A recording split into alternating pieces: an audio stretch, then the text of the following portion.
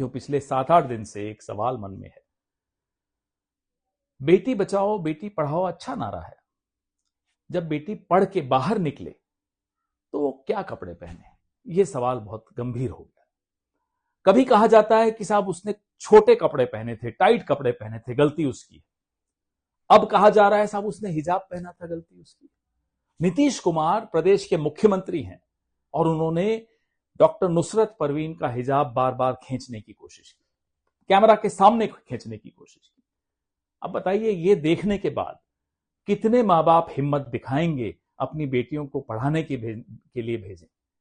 Doctor बनी, पढ़ लिख कर, मेहनत करके, गरीबी से लड़कर डॉक्टर नुसरत परवीन ने सोचा था कि अच्छी नौकरी करेगी, लेकिन प्रदेश का मुख्यमंत्री इस तरह की हरकत करेगा और उसके बाद आपको क्या लगता है कोई हिम्मत दिखाएगा? बात हिजाब की नहीं है, बात डॉक्टर नुसरत परवीन की नहीं है, बात मुसलमान की नहीं है। कुछ लोगों की राजनीति इसी पर चलती है, वो चलाएं अपनी राजनीति इस पर। बात पल्लू की भी नहीं है, बात घूंघट की नहीं है, बात सिखों की पगड़ी की नहीं है, बात धोती और लुंगी की नहीं है। बात है आपकी और मेरी मर्जी की, बात है मेरी और आपके सम्मान की।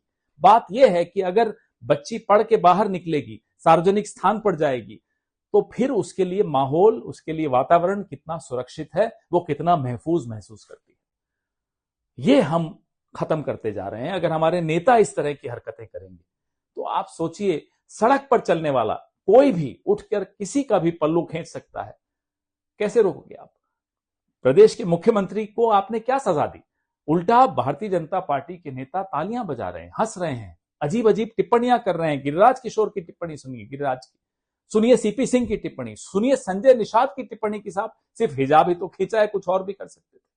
इस पूरे माहौल को हिंदू मुसलमान बनाकर आप असली मुद्दे से ध्यान हटा रहे हैं। असली मुद्दा है मेरी आपकी बहू, बेटियां, बहनें।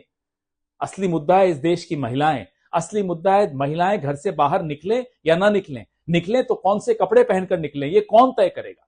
आपको छोटे कपड़ों से दिक्कत है, आपको हिजाब से दिक्कत है, आपको घूंघट से दिक्कत है, आपको पल्लू से दिक्कत है, आपको दिक्कत क्या है? दिक्कत आप खुद हैं।